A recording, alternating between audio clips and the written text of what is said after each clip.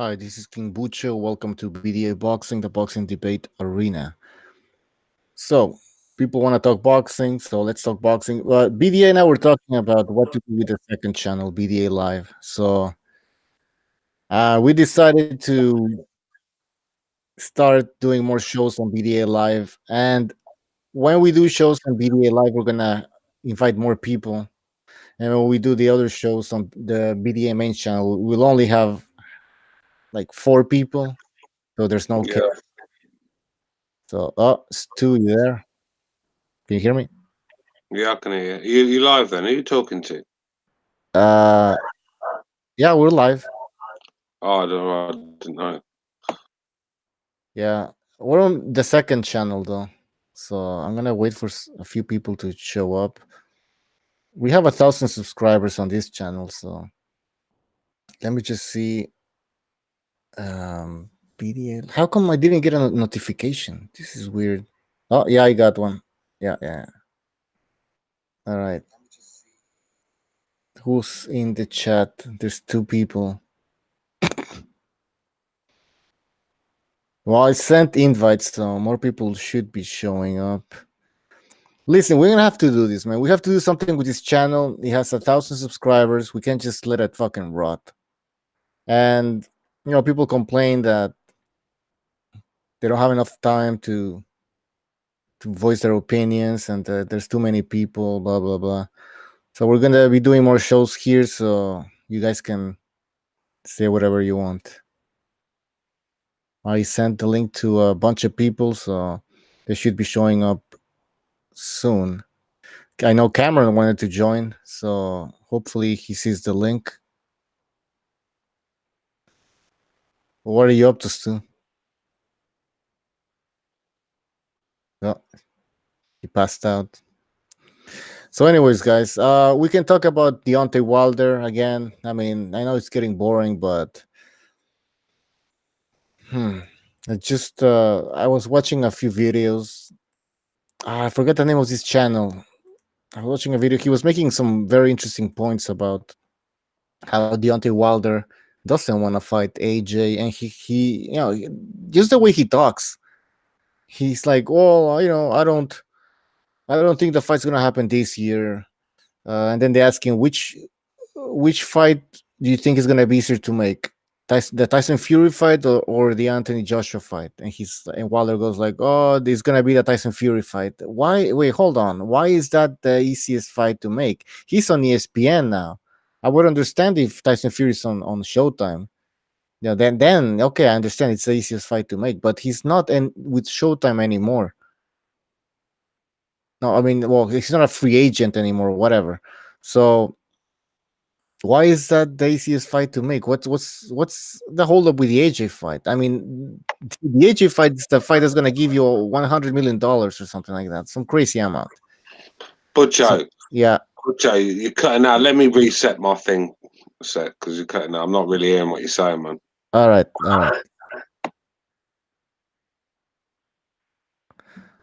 Cameron says only 30% of the regulars know about this channel. What do you Yeah, mean? because no one's getting no notifications about it. That's Yeah, why. Because I didn't. I got a notification. We just gotta wait, and we gotta build this channel up. So gotta keep on going, man. We used to have tons of fucking BDA live shows here before, and we had decent numbers. So it's What's gonna up, it's boy? gonna work. Man. What's up, Johnny boy? We Oh, yeah. you So know I'm what? all straightened. Oh, I'm sorry. Go ahead, buddy. No, go ahead, go ahead. No, I was gonna say. So I'm all straightened out on the Discord. Then do I need that Skype shit too, or just the Discord? No, Or we tried Skype today and it didn't work. We can't. BDA and I were doing some tests, and that shit didn't work. So then we're gonna try other programs, software. But all right. anyways, no So I should. Discord. Yeah, the thing with Discord is just a place so we can chat 24/7. That's pretty much it. Oh no, but you're right. Well, BDA said that we can actually do uh, calls on Discord, but we don't know how to use it, like to make phone calls and shit like that. So we're gonna be doing some experiments on that. So eventually we might be doing the hangouts on Discord. Oh, okay, I got Yeah, you, bro. yeah, yeah.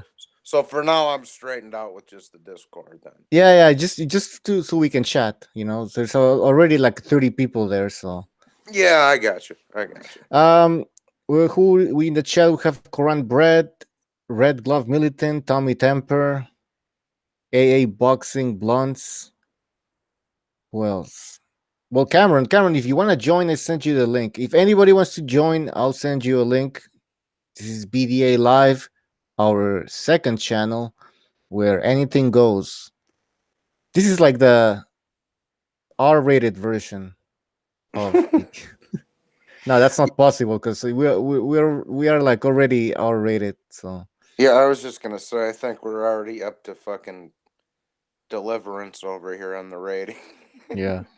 I'm gonna be promoting BDA Live more on the main channel. I also told BDA to talk more about this channel, and I'm gonna be posting stuff on our other social media platforms so people know that this channel is alive and well. Yeah, I think I figured out the live stream too on my own shit, Bucho. I just need to get a laptop. I can't do all this shit. Oh yeah. Well, don't you have a laptop? No, I got a desktop, but Oh, it's the same thing, man. Just leave it running and then use your phone. yeah, yeah. I suppose I could do that too. I might just get a fucking laptop. I just want a decent one. I don't want to get some shit box. Yeah. Yeah, so No, it doesn't take a lot to run this Hangout thing. I'm running it on a shitty laptop right now, so yeah, yeah. I can figure it out. I just got to get some. Maybe I will do it on the desktop. I just need some fucking headphones that reach, so I'm not. mm. Yeah, yeah. Again, worst case, just use your phone. But anyways, getting back to the boxing. Actually, getting back, I was talking about Deontay Wilder and Joshua and Fury. Uh, I don't know. To me, it feels like Deontay Wilder. He's being told to wait for the fight, for the big fights, because he's gonna be able to marinate the fights and he's gonna be getting more money. But I don't think this is Pacquiao Mayweather or anything like that. I think he should just go for the big fights and cash and make some money, man. You're not gonna double the amount of money by waiting another fucking year. No, especially not fighting guys like Brazil. Yeah, exactly. I mean, what does that do? Like, is it giving us more hype for the fight? Is it making us go like, oh shit, now I really want to see him fight Joshua? We already want to see him fight Joshua. We don't need to see him knock out a guy like Dominic Brazil. We don't need Deontay Wilder to knock out Luis Ortiz again. You know what I mean? And if you think that Luis Ortiz looks slow when he fought Wilder, now he's gonna be even worse because if you look at Luis Ortiz, in his last two performances, he looked like shit. I had Bucho. I've just put up a video earlier today about AJ fighting this weekend. Blah blah blah, and I was like, and some dude came on there and was like, yeah, well, now Anthony Joshua wants to fight Luis Ortiz since Wilder fought him, and I'm like, bro, listen. Ortiz didn't do shit before Wilder fought him, and he hasn't done shit since. So what the fuck does that even mean? Yeah, exactly. He's this is the thing. It's not like Wilder won that belt. He won it off a legitimate heavyweight champion. He won it against Bermain Stiverne, and Bermain Stiverne won it against Chris Arreola because the belt was vacant. So I don't know. It's not. That's I was thinking about that today. It's like, is Deontay Wilder even really a champion? No, Tyson Fury is the WBC champion, as Yeah. far as I'm concerned. Exactly. And then you can make an argument that because he was off for 2 years, and I guess the next best heavyweight was Vladimir Klitschko, and then he lost to Anthony Joshua. So Wilder has nothing to do with it, with none of that. I mean, he was on the other side fighting Bermain Stiverne. Well, and the thing that kills me is like, oh, he's dropped every opponent he's faced. Like, no, he didn't put Stavern down. You guys just went and grabbed him after he was sitting on the couch for 3 years and acted like he knocked him out, bro. Come on now. Yeah, Yeah. just pathetic, man. Seriously, they just come. The worst excuses, the worst explanations. to justify that. Wilder hasn't. I mean, it's gonna sound like I'm a Deontay Wilder hater. I'm not. I actually enjoy his fights. I like watching his fights because you never know what's gonna happen. Either he knocks out his opponent, or he might get knocked out because his defense is it's completely like non-existent. So he's an exciting fighter to watch. I'll give you that. But to start saying that he's one of the most dangerous heavyweights of all time, he's one of the he hits like first of all, if he was one of the best punchers of all time, heavyweight champions of all time, he's not even a heavyweight champion to begin with. But if he was one of the best punchers of all time, how come Tyson Fury got up after that way he went down in the 12th round? Yeah, and why? How come he hasn't knocked anybody else out in the top 10 besides fucking Ortiz, who was around when the pyramids were getting built? Yeah, exactly. I mean, the power is a bit exaggerated. People are gonna go like, "What do you mean? He just knocked out Brazil in one round." Yeah, but these guys are not. I mean, they're not elite. I'm sorry, they're not. I don't care if they were ranked number 1, 2, 3 by these fucking phony sanctioning bodies. I don't give a fuck. You guys know that these fighters that Wilder has been knocking out, you put them in another heavyweight era, and they're not even elite. They're not even contenders. They're not even challenging for a belt in another Exactly, era. Johnny boy. They're not. They yeah, look, bro, like I said, then I did another fucking rant video about Brendan Schaub jerking Wilder off 24/7. I was like, all right, bro, I've had it with this guy. I somebody said I was lying about this. I wasn't lying. I says that Ben Rothwell dude, the dude that knocked Brendan Schaub out back in the day. I fought one of the guys at his gym before. Yeah.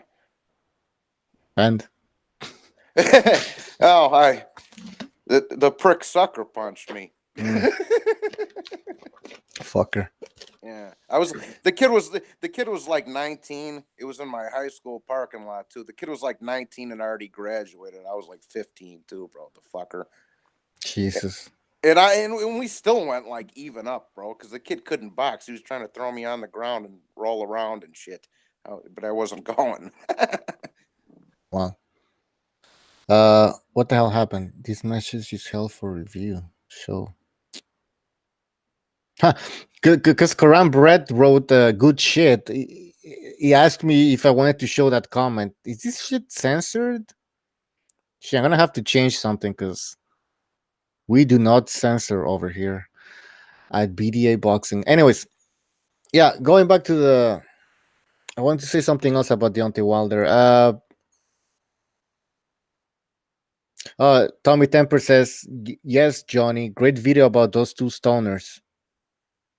Oh, yeah, thank you, Tommy. Thank you very much. What was I gonna say? I was gonna say about Deontay Wilder that the level of opposition that he's been defeating, they're not great, and that's why they get knocked out so easily. Yes, Deontay Wilder has power, but I don't think the power is he's not as powerful as they want you to believe, because Tyson Fury got back up in that 12th round, and it's not like he got back up and it was still shaky. He was fully recovered. I mean, he was so fully recovered that he won that round. He was pushing Wilder back, and then he had Wilder clinching. So I'm sorry, man. He wasn't about to go. Fury wasn't about to fucking die like they want to fucking make you believe. He was fine after he got back up, man. Even the referee, if you look at the referee, he's like, walk towards me. He was just waiting for Fury to stumble a little bit. Walk towards me. Fury walks towards the referee like nothing fucking happened. You know what kills me about that knockdown with the Wilder and Fury, the last one.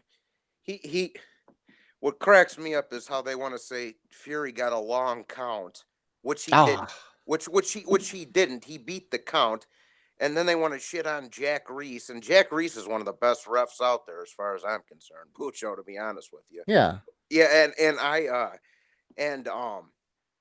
but the same guys who want to say Fury got a long counter on that are the ones who don't say nothing about when Wilder got an extra minute of recovery time after fucking Ortiz had him out on his feet. But, yeah. Not only that, like remember Wilder was almost out against Luis Ortiz. Then the round ended. Then the round, in the next round, at the beginning of the next round, uh, for some reason they delayed the round. Yeah, Remember? that's what I was talking about, Bucho. But Yeah, just remind me what happened again. The doctors came in or something.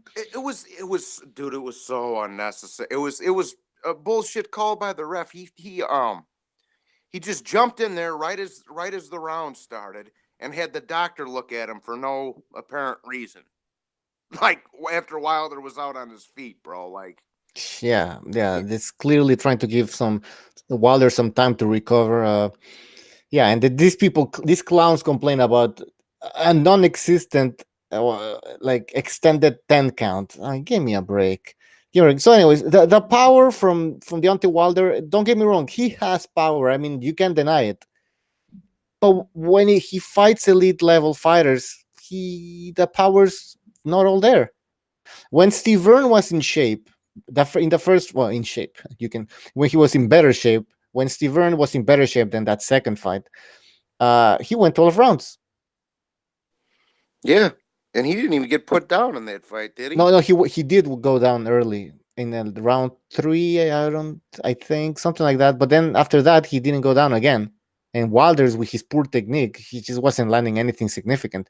Uh, and listen, and here's the thing: people are gonna say like, well, maybe Tyson Fury has an amazing chin. Okay. Uh, how come AJ? What makes you believe that AJ doesn't have a good chin? You know what I mean? Because Yeah, remember that Klitschko fight? yeah. Oh, of course. I mean, did AJ go down? Did he get back up? Yes, he did. So he has Yeah, a chin. yeah, and not to mention Klitschko's been the best heavyweight for the last 20 fucking years. On top of it, it's not like AJ got put down by a scrub either. Yeah, Yeah, yeah, exactly. And that Klitschko right hand is, I mean, how many guys did Klitschko knock out with that straight right hand? I mean, yeah. just look He at his fucking record. he iced Uh, fucking 50 people with the right hand. yeah. Amok PvP in the chat says AJ has a better chin than Tyson Fury. If Fury got up, why can't AJ? Well, there you go. And again, not only that, Amok, but look at the Klitschko fight. Fury went down in that. Sorry, AJ went down against Vladimir Klitschko. He's a devastating puncher, and AJ managed to get back up. So that chin is there, right? So to say that, yes, AJ is a better boxer, but if Wilder lands that one shot, he's gonna be, no, it's not. And if he lands that one shot and he manages to knock down AJ, trust me, AJ is gonna get back up. That's why I was so against, because you know how there's been rumors floating around. Oh, Klitschko's going to come back and blah blah blah. That's why I was so against Klitschko coming back, because it was just unnecessary. And I like Klitschko, but it was just unnecessary, bro. Like, you're in your 40s, you don't need the money, you already passed the torch on, like tradition. So don't come back. Yeah. Yeah. All right, so Stu's having problems right now joining us. Again, like I said, BDA Live, we're gonna just start doing some videos here so we can start posting some content so people can start understanding that this channel is not dead and it's coming back to life. We might do like an hour here and then move to the main channel in the next hour. So we're gonna stay here for a while. We're gonna continue to talk boxing. I sent some links. If you guys want to join us, don't be shy. You guys are in the BDA Hangouts, just send me a shout out and I will send you the link. Did you watch the ESPN card on Saturday, Bucho? No, I didn't have time to watch that one. Yeah, I it wasn't bad, man. Did you already know what happened? I don't want to. No, I don't care, man. I saw the Oh, results. I saw the results. So. yeah, okay, that's what I was at. Yeah, that fight, that Pedraza had a good fight. That was a real good fight, man. It was a good knockout too. It wasn't bad. And then that other kid beat the Ito for the 100. Yeah, Hearing. What's his name? Herring or Hearing? Yeah, hearing something like that. Yeah. Yeah. So now he's the WBO super featherweight champion.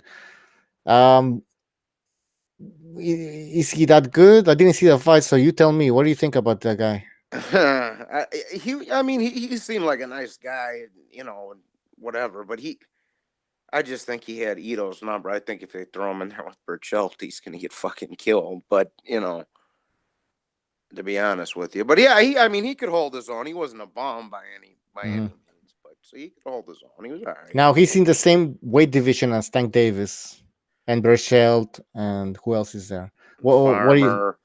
Devin Farmer. Is he?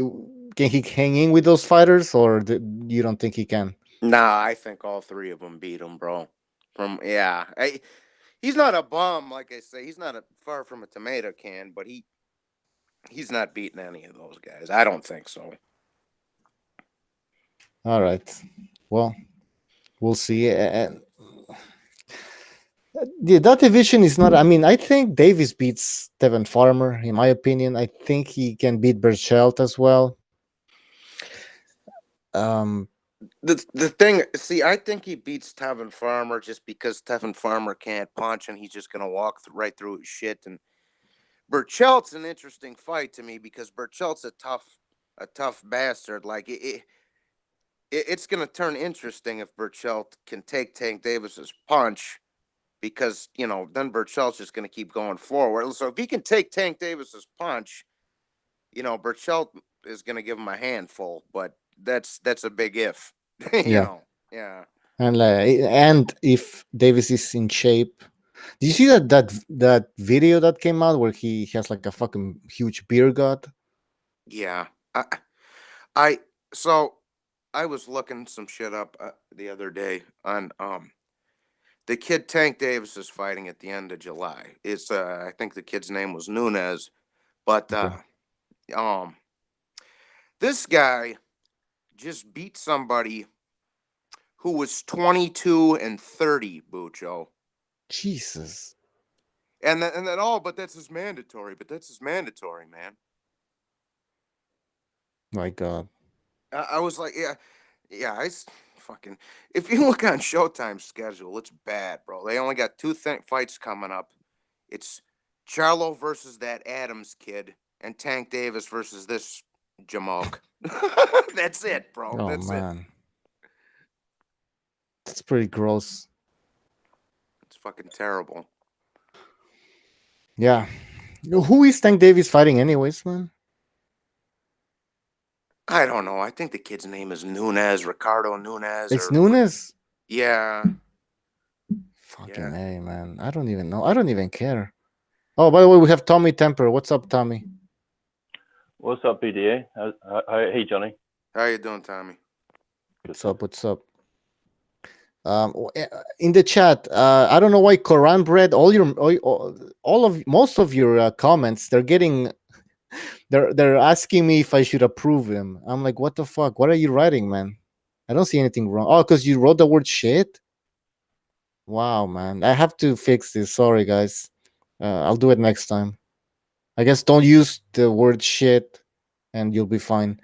Tommy Temper, what do you want to talk about? This is an open show. We can talk about whatever, man.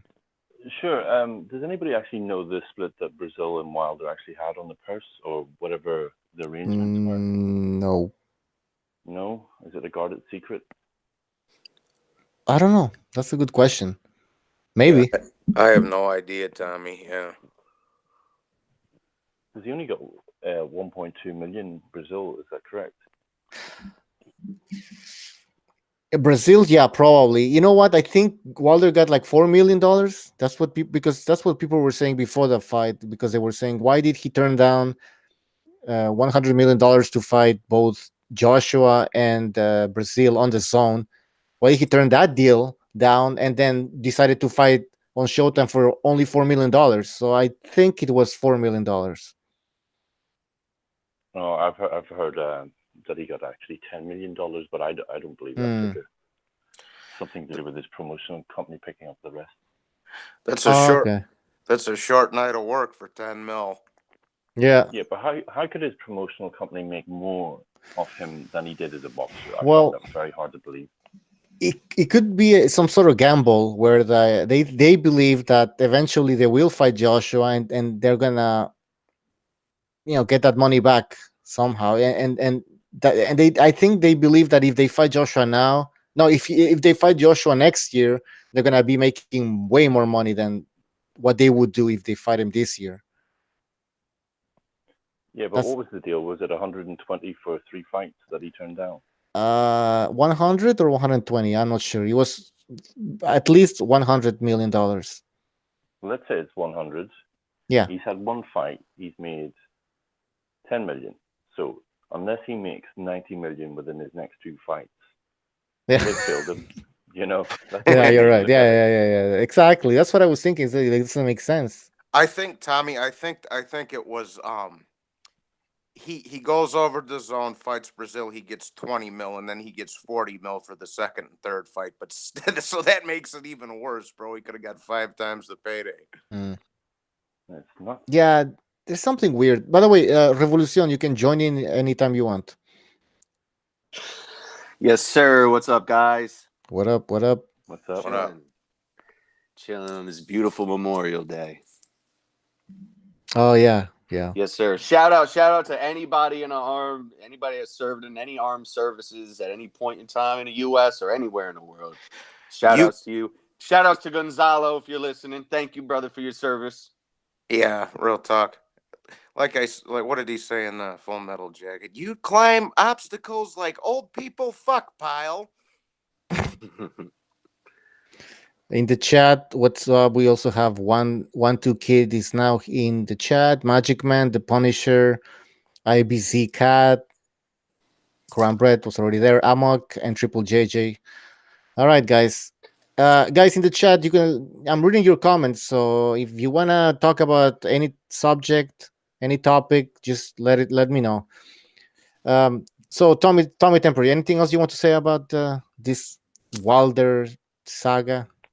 Is there anything else worth talking about that hasn't been talked about? I don't know. There's not really much going on right now, so we're probably gonna talk about stuff that we already talked about. But who cares, man? I mean, my quick 2 cents on the whole Wilder thing is really, I'm thinking about it, is he's got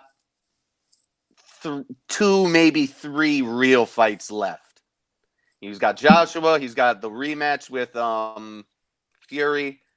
Yeah. And then after he gets jobbed out to both of them, he'll probably have one more money fight to somebody coming up. Use him as a gatekeeper one time, and then that's going to be that. He's really at the end of his career. So how can anybody blame him for trying to milk it? And Revolucion or anybody in the chat, do you guys think that Shelly Finkel and Al Heyman know this? That Wilder, he can't really defeat these guys like AJ. Absolutely. Because they would be pushing to make the fight sooner and crush AJ and then try to get on to the next fight. They don't see any future beyond AJ, or I mean the rematch with Fury. I mean that shouldn't even be happening, but they put on the bullshit draw, so they got another match out of that. But yeah, that's it, man. They're taking their time. Well, I mean, how many times has he broken his right hand? Oh, that too. I mean, just within his physical capabilities, not even matchmaking wise, And I see people, somebody, Triple JJ and Shepherd Sons. What up, guys? Ajagba, yeah, I see Ajagba coming up. He's the crown prince to the president, Ike Beabuchi. He's the new Beabuchi. Is he going to jail as well, or? I hope so. I hope so. I hope not. Yeah, I want to see some shit happen. Maybe take a belt and then fucking little human trafficking or something and get him out of here. Yeah. I like that. I like that kind of shit. A little drama. Yeah, drama is always good, but the thing is, he goes to jail, then he won't be fighting though. Yeah, I guess. Whatever. Yeah. Who else? Hey, Red Gloves Militant, if you want to join, I think I sent you the link. Anybody else who's in the chat and you've been on the show, don't be shy. I'll send you the link if you want to join us. All right. So yeah, Wilder. I mean, I guess they don't see a future with Wilder. The only future they see is a major fight with AJ, and basically cashing out with fucking Wilder. That's what they want, man. And his age too. He's like 33, 34. 34. Yeah. Well, He'll he's a get slowed heavyweight, down so soon. yeah. Some people are gonna say, well, he's a heavyweight, so it doesn't really matter. They do age slower though. They do. But the thing is with Wilder is that he has no defense, so he loses a little bit of that edge that he has, that speed and everything. He might get fucking knocked out, man. Yeah, we've seen all of his tricks, man. We've seen everything. I mean, what tricks? What else you? Yeah, whatever you want to call. We've seen all of it from him. Right? He's got no upside. AJ got upside. You could see him improving and taking on some bigger opponents down the line. Wilder's just Wilder. That's all he's gonna do is Wilder. If you could promote one fighter, AJ or Wilder, which one would you choose? Canelo. No. That's a serious question. No, but seriously, come on. Yeah, you're gonna pick AJ because he has all day long. Yeah, he's the most reliable one. You expect him to have a longer career. Wilder, I mean, he's a fucking knockout waiting to happen, in my opinion.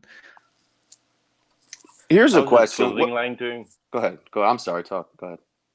Sorry, I'm just wondering how his clothing line's doing. He's what? Clothing line. Ah, he has a clothing line? I didn't even know that. Oh, Jesus. That was his big announcement. Did you not hear? Oh, yeah. That was a big announcement. Who is this? Wilder. Oh. Everybody's like, oh, he's gonna announce like a big fight coming up, and he announces his clothing line. I got these till this day T-shirts coming out, bro. with feathers and sequins and shit. Yeah. Oh no, the shoulder pads. It's not about legacy. Oh, it's not about money. It's about legacy. That's what it said. No, that's what it should say. Oh, okay. I thought he was. No, I was like, I wouldn't be surprised if that was the actual like motto of his clothing line. If you're oppressed like Jack Johnson, come get one of my T-shirts for $14.99, bro, on sale. In the chat, IBC Boxing is asking us, what did you think of Devin Haney's performance? Sweet knockout. Yeah. I actually didn't catch it. Highlights, so. Yeah, that fight was on the Zone for people who don't know. Yeah, but like Mr. BDA, he told me, he asked me, who was this other guy? I'm like, I don't know who that other guy was, but it was still an impressive knockout, still an impressive performance. You can tell that Devin Haney has speed. He has good technique. He's not wild or anything like that. But we just haven't seen it. We have to wait and see him fight at top level or level lightweight. Oh, I know that's hurting some feelings that Devin Haney signed with Eddie Hearn. Oh, I know that hurts some feelings there. But anyways, no, Johnny Boy. He also thanked he thanked Eddie Hearn after the fight. So. Oh well, good. He should be thanking him, but that's gonna hurt. A lot of people are gonna hate that, though. Oh well, like I say, it was a very good knockout. It was probably I'm trying to think of another knockout of the year. That might be it, but well, they'll probably give it to Wilder's fucking ass. But anyways, it was an impressive knockout, but it was against a no-name. Let's keep it. I mean. The kid looks impressive. He's got some technique, like you say.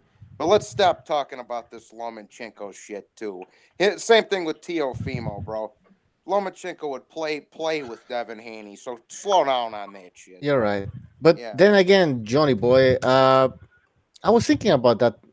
I was like, okay, but who's Lomachenko going to fight, though? Because every opponent that they mention, it's yeah.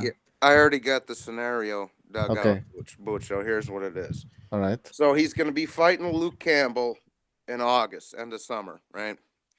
which and he is Luke Campbell is the number 3 ranked guy after Lomachenko and Comey, so you can't really knock him for that, and it's for the vacant belt.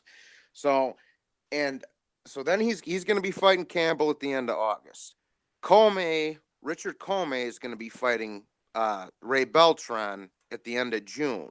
Okay, now what they're going to do is they're going to have Teofimo and Comey fight towards the end of the year, and then should Lomachenko get past Campbell, they're going to have him fight for undisputed, but the winner of Teofimo and Richard Comey. So you're saying that Teofimo's gonna win the vacant WBC, correct? No, Loma and Campbell are fighting for the vacant WBC, Bouchon. Oh, Campbell and who? Lomachenko. Oh yeah. Fucking shit. Yeah, sorry. Yeah, I forgot. Okay, yeah, they're fighting for the vacant WBC, and then Right. I see Teofimo Lopez here, ranked number 3 by the WBA. Yeah, so then the winner of Campbell and Lomachenko, which in my opinion will be Lomachenko, but Campbell might give him a fight, but we'll see.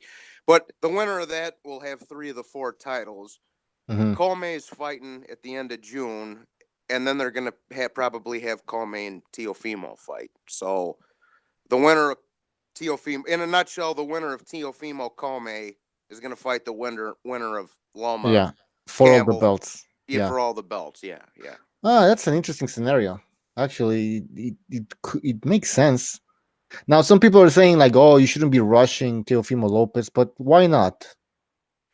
Well, how can you say he's rushing him? He's been saying he wants to fight. He wants everybody's ass. So what the hell? Well, you know, Bob Arum. That's actually what I was about to say. Like he's over there yelling out these dudes' names. Like I think a lot of boxing fans have just gotten used to dudes just saying names with no intent of fighting. Like this is boxing. Like if a dude mentions another dude's name, then they need to be willing to get in the ring with them.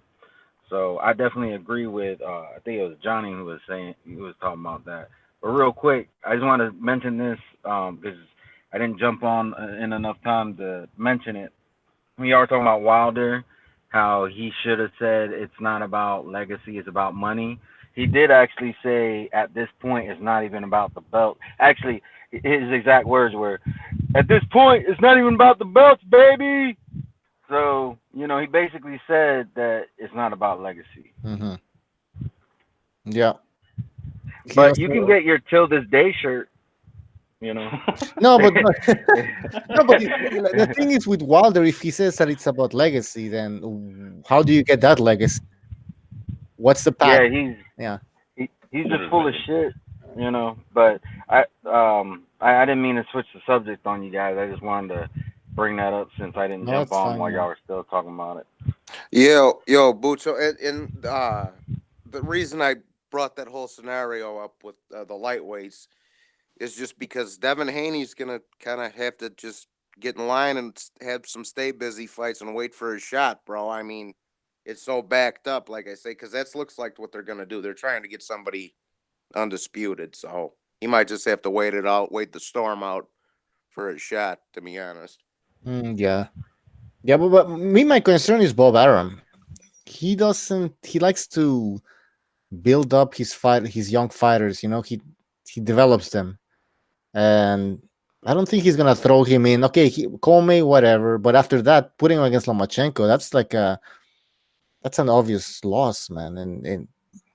And the way that Lomachenko defeats his opponents, I mean, we might end up with another fucking Fernando Vargas, Yeah, that's a good point, but I do think that's what they're gonna do, though, bro. To be honest with you, like I said, that's the way it's shaping. It looks like it's shaping out.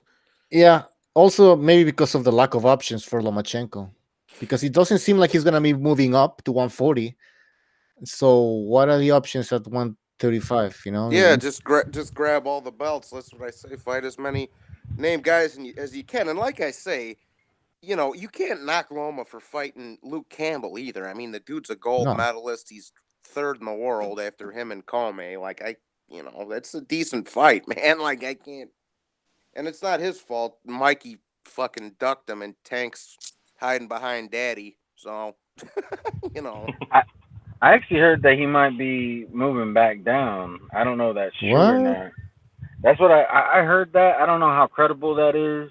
What he could do is do like what some boxers do from time to time and kind of campaign at one weight but have fights at another from time to time. So that could be an option because you guys are right. There's not like how much more is he gonna do at 135, especially once he becomes undisputed.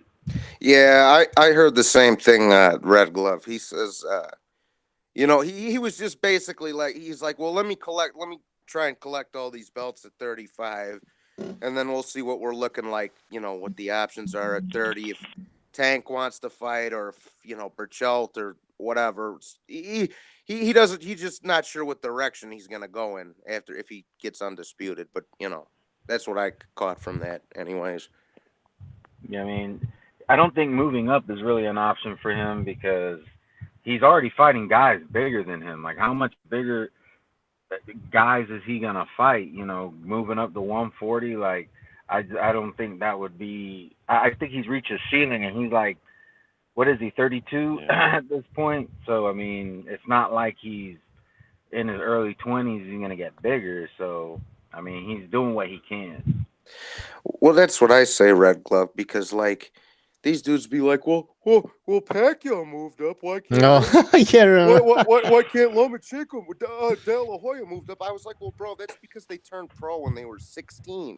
They're not done growing yet, dog. Lomachenko turned pro when he was 23. He was already a grown man. You know what I'm saying? And not only that, but a lot of these dudes are the same ones who shit on those fighters as well. It's like, but you shit on Pacquiao and De La Hoya, like you want him to move up just so you can continue not to give him credit. Like that's why, like a lot of these people, they're just casuals, posing as boxing fans. They don't give a shit about the sport. I've taken the stance that I'm gonna give fighters the credit that they deserve, and if somebody else doesn't want to, fuck them. Yep. Well, that's what every real boxing fan should be doing.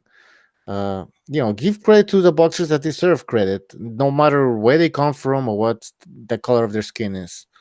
Yeah, real quick. Wait, in regards to like Loma moving up, like remember, I think like maybe 3 or 4 months ago, I think Linares moved up and just against a mid-level guy, and he got like knocked out in 3 rounds.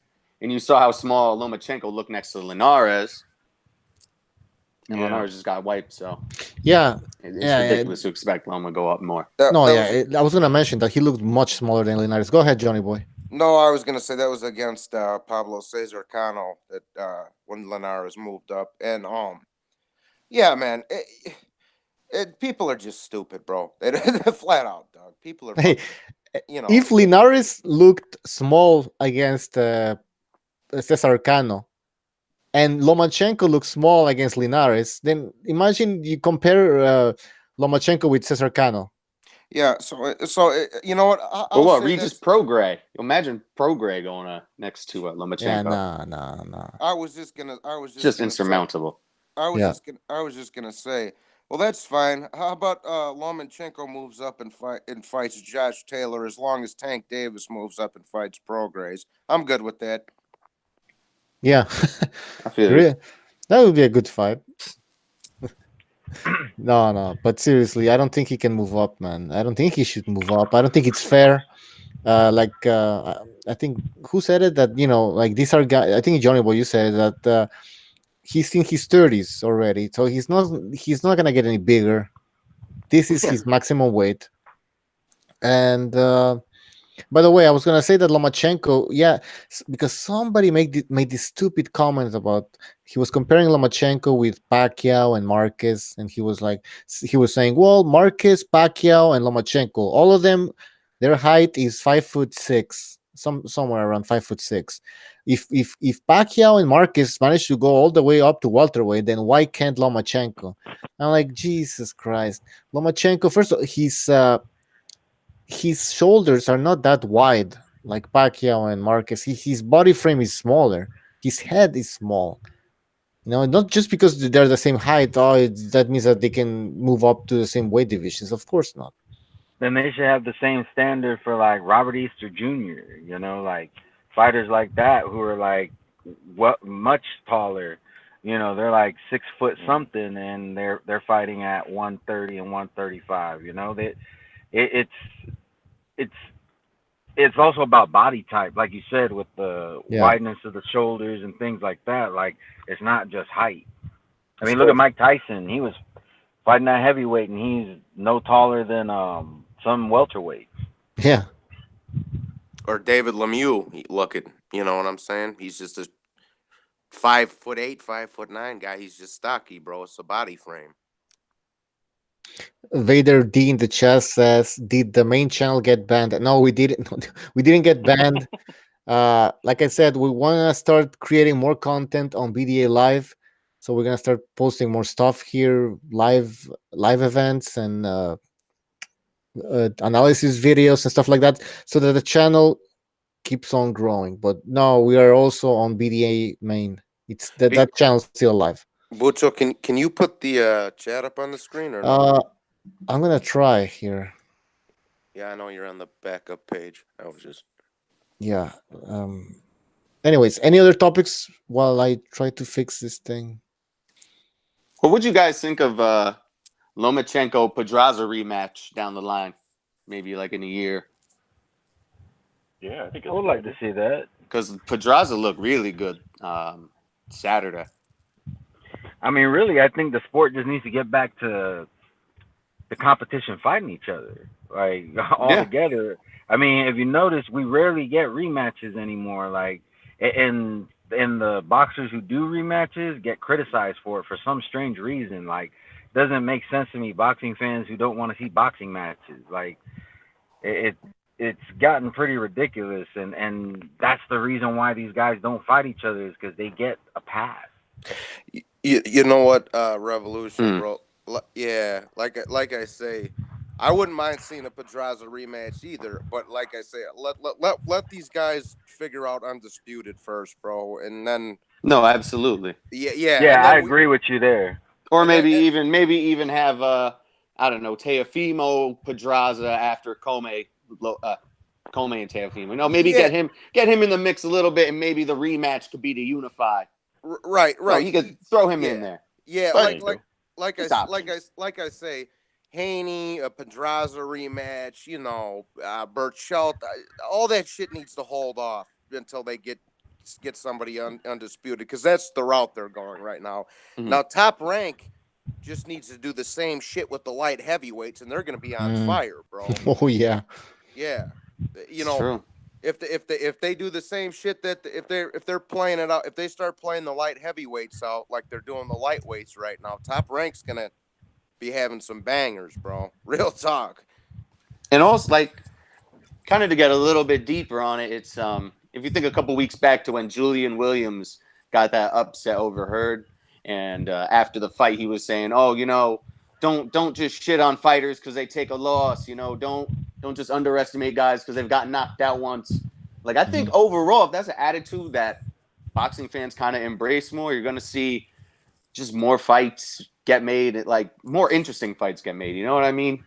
Whereas it's not just all about the two guys in the division fighting and fuck everybody else. Like, it's fun to get a mix of a whole bunch of different guys who could all beat each other at any given moment. Like the 90s with the heavyweights, where the belt was going around, and in the 80s too with the heavyweights. Shit, yeah, bro, what's his name? J-Rock came off as a gentleman after the fight, and that too. Yeah, that was fantastic. Yeah, it was great, bro. Yeah, I think J-Rock is awesome for boxing. Like, I don't know how you guys feel about random drug testing, but he's also requiring VADA testing for all his future opponents. I know a lot of people don't like that sometimes because it kind of throws a wrench in a lot of fights sometimes. But if everybody could be on board, and that's the problem. There's just not a set standard for drug testing.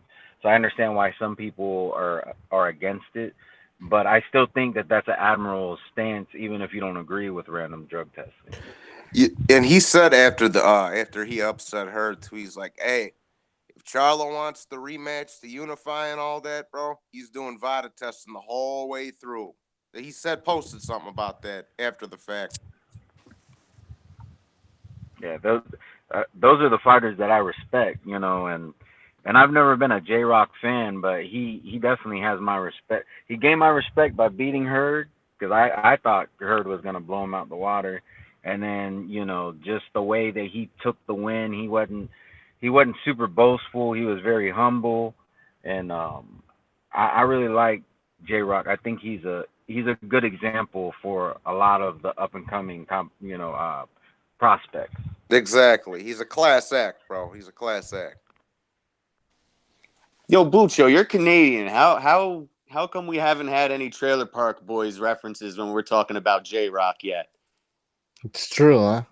J-Rock, baby. J-Rock, baby. What was that kid's name with the goofy glasses on Trailer Park Boys? Bubbles. Bubbles. Bro, my boss used to look like Bubbles. I used to call him Bubbles.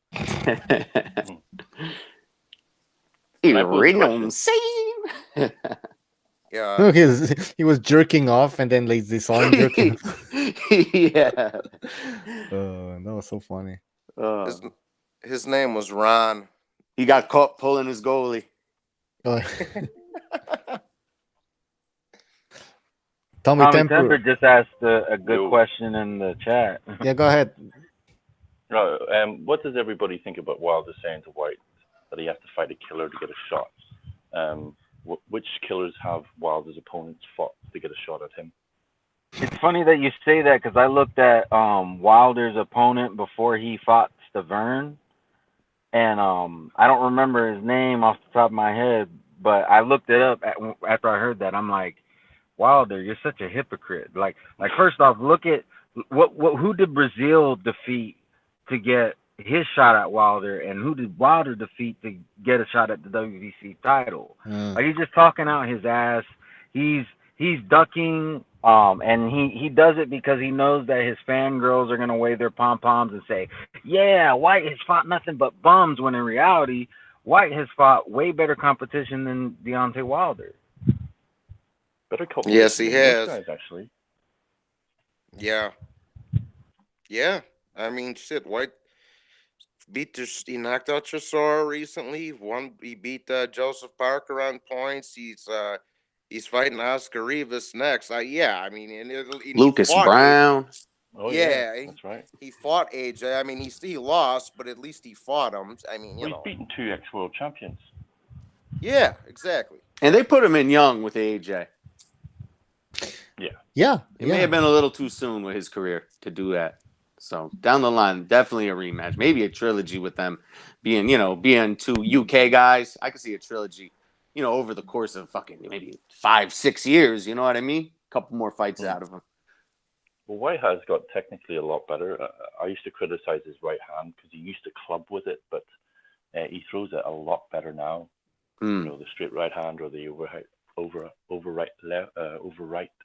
Johnny, what the hell? What am I trying to say? The overhand right? That's it. Thanks. Yeah, Dylan White is the one who I want to see Usyk move up against. I like to come, but now that that's postponed, I would like to see White. Hopefully. Yeah, I don't think that the camp fight was gonna be any sort of test for Usyk, because I mean Usyk is taller than this guy. I want to see Usyk against a big heavyweight. Oh, shit. Man. I didn't know he was taller than him. Damn. No, Usyk is 6'3". Takam is 6'1". Damn, I didn't realize he was that tall.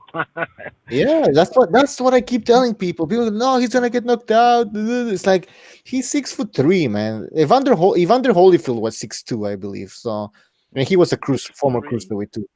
So I would like to see Usyk.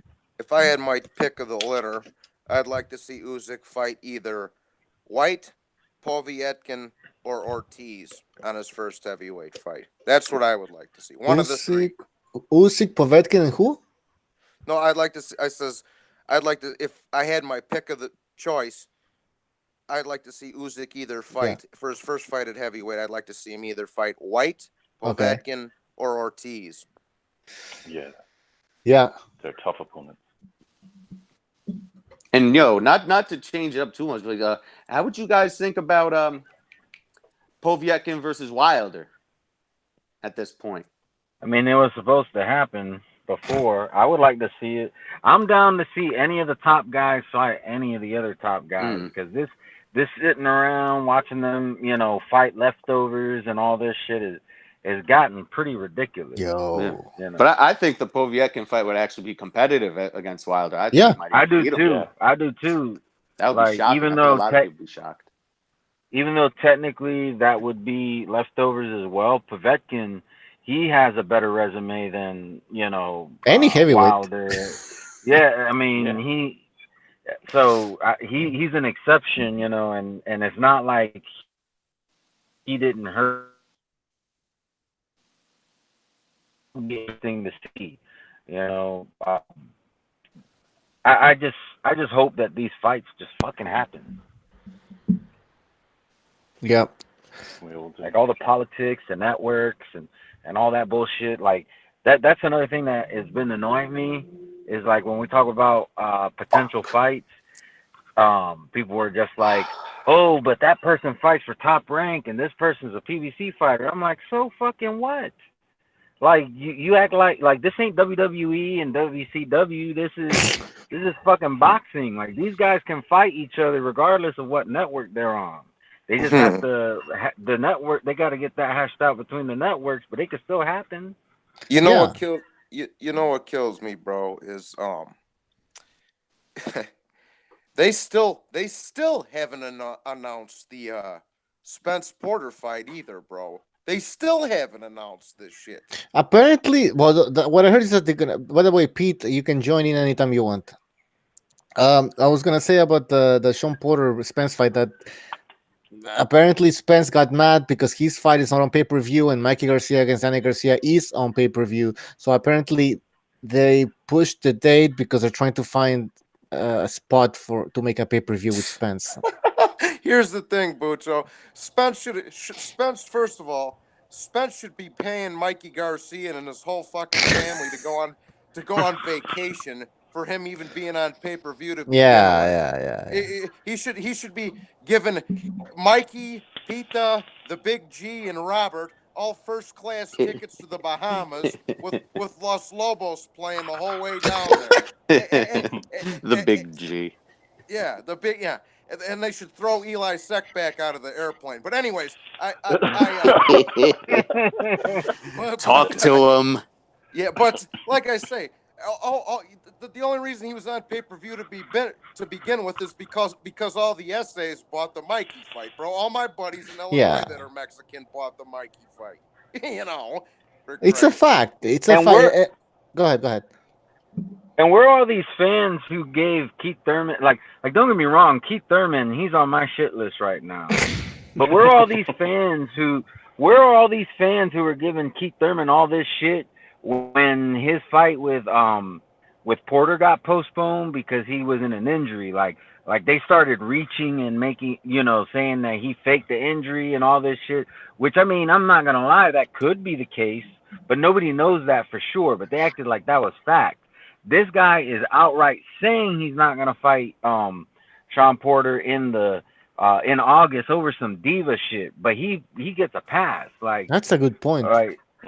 It a lot of and these are just like these fucking double standards that it's like, I just wish that a lot of these guys would just have a standard, stick to it, and these other little cheerleaders not cheer them on for being in piece of shit biased people. Yeah, and also a double stand. Well, they weren't criticizing Keith Thurman. First of all, he fought Mikey Garcia, complete mismatch, and right after the fight, he's calling out Manny Pacquiao. Like seriously, man, and nobody was giving shit to Keith Thurman for wanting to fight another smaller fighter. In this case, smaller and older. Yeah, but it's okay when Errol Spence does it, And like I said, I don't think people shouldn't criticize Keith Thurman, especially right now. I think he's also acting like a dumbass, but it's not like Errol Spence Jr. is not guilty of the same. I mean, both these guys have very similar responses when confronted with the proposal of fighting Terrence Crawford. Yeah. Yeah, none of them want to fight. Well, Keith Thurman, you know what he said about Crawford? It's like, oh, no. He's to become the best welterweight, I have to fight Sean Porter and Spence. Yeah, he's just brushing Crawford aside. Yeah, he's trying to downplay him, and that's why I don't. That's really what did it for me for Thurman, because I stuck up for Thurman a lot in the past, but when I started seeing like, yeah, he's PBC. Okay. He's PBC, and my thing is this: like, if that was the case, then why aren't you fighting Spence? You know, like if it's because Crawford is not PBC, well, Spence is. All the other champions are at welterweight. Yeah, there's no The excuses. money, hasn't he? What's that? He's gone after the money. Mm-hmm. Yeah, he's gonna pay for it. Hey, Pete, aren't you a Keith Thurman supporter because you're from Florida? I mean, am I a Keith Thurman supporter because I'm from Florida? Yeah. Are you a Pascal supporter? Hell fucking yes. Are you Stevenson supporter? Oh yes, I am. You know I am. I have the Jean Pascal T-shirt. I mean, if he's bullshitting, he's bullshitting. You know, I'll tell it like it is. I don't give a fuck where he's from. I thought it was interesting because he's from here. He don't talk like anybody from here. That's for damn sure. He's out there, you know, Thurman. Like personality wise, I think he's like, I don't know. He doesn't talk like anybody from Clearwater. He's from 15 minutes away from me. And same here. He don't talk like in. So what are you saying here? What are you implying? No, he's like a hippie, in my opinion. Okay. So that we know, yeah. And they don't really, that's not really the style around here, you know. That doesn't really fly too well around here. Not that you can't say it, but it's a pretty old school area. You know what I'm saying? You talk funny, boy. Where you from, boy? Aren't you a boxer, boy? No, he's talking about playing the flute and going to him. Well, I don't know about you, Pete. But because I'm in Tampa, a lot of people around me just don't follow boxing. So as far as I could tell, he gets away with it because boxing is just not a major sport. That's why I come here to YouTube to talk boxing. But I don't know how it is over in the area you're at. Yeah, but I'm in Tarpon Springs. I mean, you know where I'm at. Yeah, Red Glove. I got a bunch of cousins in Tampa and Sarasota and all that shit, bro. Well, Red Glove, you've been on the show before or no? I'm sorry, what was that? I said, have you been on the show before, or is this your first time on the show? I've been on like maybe once or twice on the main channel. A lot of times when I've gotten invites, I'm not available, so I try to jump on whenever I can. I hear you. You're in Tampa though? Yeah. Oh, all right. Well, you're fucking 20 minutes, 30 minutes away from me. Yeah.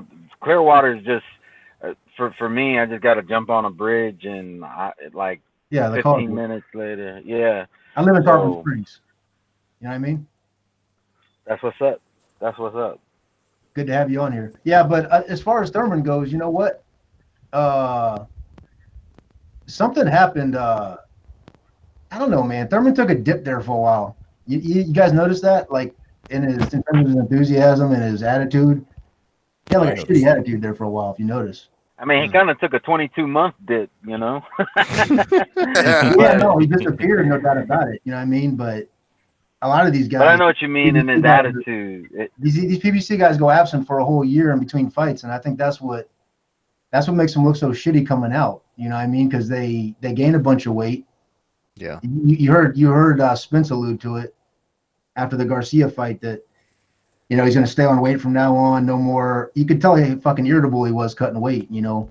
But you imagine if you're, especially a big guy like Spence, shit, if you're walking around like, I don't know what these guys walk around at, 75 maybe, 70, who knows? And they got to make 147. That's not like a night before the fight sweated off type of thing. That's a fucking long. That's a process, you know what I mean? It'll make you irritable as fuck. Yeah. Yeah, well, and the well, and then like I say, I mean, if when you're running around talking about I'm gonna retire Manny Pacquiao and fucking put him to bed, you're gonna get some people not liking you, you know. So Oh, he's definitely playing the heel, and he's definitely his attitude's back. yeah, oh yeah, for sure, Pete. Yeah, yeah, That presser, his enthusiasm at least is back. You know what I'm trying to say? Like yeah. He's definitely like this compared to like the what's the kid he fought last time? This kid, Lopez. yeah, Yeah. Lopez. He was kind of like, I think he kept it real after that fight too. You know, I got to say, I think he kept it real. He said it was rusty and Yeah. he gave himself a C. He wasn't hyping himself after that fight. But I mean, before that, even they'd have Spence and Thurman at the same desk at these fights. You know, they'd go to him and they're obviously trying to hype that fight, and they'd go to Spence and Spence is ready for it, and then they go over to Thurman and he's like, I think it was a Showtime broadcast. He was kind of like basically saying it ain't happening in so many words. It's like he wasn't. I don't know if he didn't go over it with him ahead of time that he didn't want to say that, but they got him at the same desk for a reason. You know what I mean? They're prepping. They're like hyping this fight, and I guess the conversation never came up that he was gonna like shit on it. You know, that injury I think was. And I think I heard. Oh, I'm sorry. No, go ahead. I was gonna say. I think I heard that Thurman said that Spence will happen late 2020. Yeah. And that right there says it all for me. It's just like, you know, he's picking and choosing very strategically when he's gonna fight who. Like I'm thinking that he might be bowing out at that time. Like he's already saying that if he loses to Pacquiao that he's gonna retire. So I think he can't handle the thought of losing his, he said he has he's not afraid to let it go, but I think at this point in his career, I think he is. I don't think he gives a shit, but I will say this: I think Heyman gives a shit. And listen, the last show, the one that was kind of not the last show where it was just Bucho and BDA talking, but the show before that where it was y'all went off, y'all got cut off and had to relaunch the live stream or whatever. And I just got on there for the last I don't know what 20 minutes of it. So I missed the majority of the show, but I don't rock the boat too much. I would never try to rock the boat, you know what I mean? But it surprised me that so many people think that like Pacquiao's going into this fight like expecting Pacquiao to win, you know what I mean? I'm usually pretty much in line with everybody on the show because these matchups are so. Well, we didn't actually give any predictions, though. Yeah, you text me that. But I'm saying like in the boxing world, I'm saying people are talking like I think this is a fight for Thurman. I'm surprised Pacquiao. They would have been much better suited matching him up against like a Danny Garcia, a stationary guy. Keith Thurman said that the reason why Pacquiao decided to fight me was because he saw me go down against Josito Lopez, and so Pacquiao believes that he has a chance against me. So I think Pacquiao will fight anybody. He don't give a fuck. You know what I mean? I don't think he's just got a certain number of fights left in him. I think. In other words, then why didn't he fight Spence Jr. instead? Well, because he's not retarded. I mean, that's a fucking huge size. No, but you said he'd fight anybody, though. No. I think Pacquiao would. I'm talking about the way Pacquiao's advised. Oh, okay. You know what I'm trying to say? It's like, you're Pacquiao's manager. Would you march him in there against Thurman? No. He's not. This is not the Margarito days anymore. You know, like his time for that was then. Let me add something to that, Pete. Listen, I've been saying after the Broner fight, I said this. I said, let Pacquiao fight a Danny Garcia or a Thurman to see if he's still got anything left. Because Broner ain't shit. So let's see what he does against one of those top-notch, upper echelon guys. And then we can talk about having Pacquiao versus Spence should he get past one of them. Because look at it this way, bro. In a nutshell, Pacquiao and Mikey Garcia are the same fucking size, bro. The only difference is Pacquiao's been fighting at welterweight for a decade. But him and Mikey are about the same size, dog. Out of all the upper welterweights they got on PBC, if you're looking out for Pacquiao or you want to just test, you want to ease him back, ease him up to that level, give him a step up from Broner, because Broner, I agree, Broner, he was so fucking overweight, again, these long layoffs, and he's not going to have any discipline to keep himself anywhere near weight. I can't believe that he lost that fucking weight from that first press conference till the fight. I mean, he had a fucking gut like me in that first press conference. If you remember that, that weight, I remember. was fucking huge. But point of the matter is that if you were going to step him up, if you were somehow cautious with him, I mean, it wouldn't be Spence, and I don't think it should be it would be like a Porter, maybe, out of those three, Porter or Garcia. Pacquiao's not going to stand in the pocket forever and let Danny Garcia catch him. And I don't know if Porter has the power to really hurt him that bad. So it's kind of like Thurman's, I think, the dangerous fight for Pacquiao. This is predicated on the Thurman that fought, let's just say, the Thurman that fought Danny Garcia and Porter. Yeah. It's got to be in shape. Pete, it's a 50-50 fight, bro. It's a good fight, dog. It is. I'm not gonna say it's not, because it is. And real quickly, that dude, All Boxing in the chat, you can suck my dick. You made a video about me, you little bitch. But anyways, who's that? That All Boxing. Ah, that guy. He's in here. What's he saying? He's saying Loma's a pussy and all this. Ah, come on. What a troll. Yeah, you're a pussy too, All Boxing. Go fuck your mother. So one of the top pound for pound boxers is a pussy. I've heard it all. Can I just ask you guys about that fight? I think Pacquiao's best chance is just to beat the fuck out of Thurman's body. He's got to hit harder than Collazo. Yeah, I remember Keith Thurman saying that he that body shot didn't hurt him, and that was like when I first started my channel, and I'm like, Keith Thurman, you're my boy, but your body language said it all. Like you was hurt, Now, I mean, he did what he had to do to survive, but that does seem to be his Achilles heel. He definitely, if you get him to the body, you're gonna hurt him. Red Glove, did you go to that fight? I did. I was there. I did too. I couldn't really see it I couldn't see it live, what happened really, but. Yeah, it was kind of hard for me to see it from the angle I was at too. But I could tell that he was hurt, and then I went. Yeah, he fucking started hauling ass. It was like someone started rewinding the fight. Like it was going. Yeah, it was playing. Exactly. Somebody hit rewind on it. He started hauling ass around the ring like immediately. Yeah, and then I went home and looked it up on YouTube so I could see the actual replay of the better angle, and he was definitely hurt. Oh yeah, shit. So, I mean, listen though, he ran. To say he's weak to the body, I don't know, man. He fucking ran. He dove right into the shot, trying to throw an overhand right, and he ran into an overhand right to his body. I mean, he knocked him out the next round. You know what I mean? So when I say he's weak to the body, I don't mean that.